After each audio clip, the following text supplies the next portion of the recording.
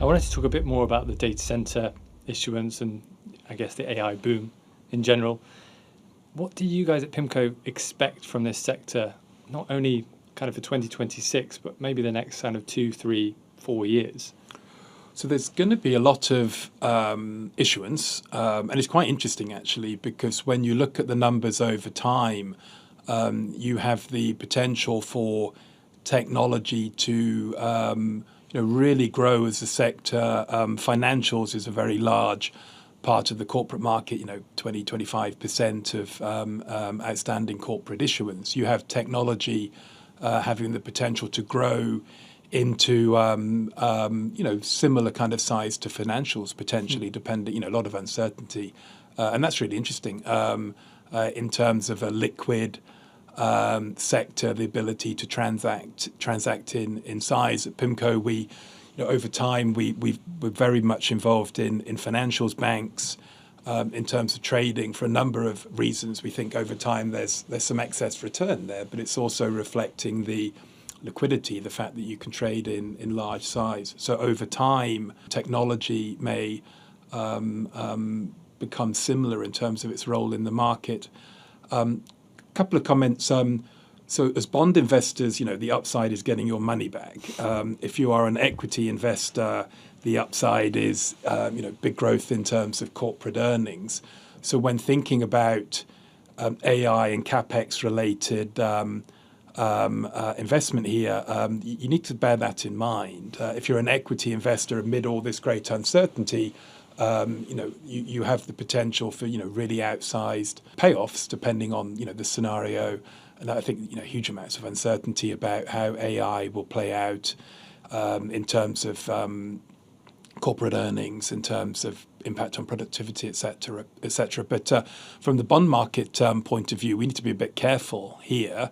And we will be quite careful in terms of technology, the sector, given the extent of the issuance. And then you also have to think about sectors which are going to be negatively impacted. And so, winners and losers in terms of this big development. And then there will be opportunities that come along for us. And our approach in general would be to be quite careful in terms of corporate exposure in general, to be quite careful in terms of exposure to the technology sector. But then there are great opportunities. We did the Meta deal last year, which was a very good opportunity, and we hope that we will find more opportunities like this. And Dan Iverson again keeps saying this in our internal meetings. When credit spreads are tight by historical standards, there's a lot to be said for going out and hustling, finding deals, creating deals, structuring deals on terms which work for us, work for the issuer as well, more bespoke arrangements. Lending against collateral is something very much in the DNA at PIMCO, so asset-backed finance. So you want to be careful. We often make the point that there's nothing kind of magic about private credit. You have a continuum, public and private credit, high grade, high yield, lending against collateral, unsecured lending. For us, investment grade credit, public credit's always going to be a core part of our holdings. One very important difference, obviously, between public and private credit is you can trade public credit, private credit. You may not be able to trade at all or in limited ways. But when I think one of the big benefits of the PIMCO platform is across fixed income, we can look to take advantage of all of the opportunities. Public, private credit is one example. And if you look at the way the market is developing on the issuer side as well, companies that need to raise capital, again, they will be looking at public markets, they'll be looking at private markets. They may come and have a conversation with us.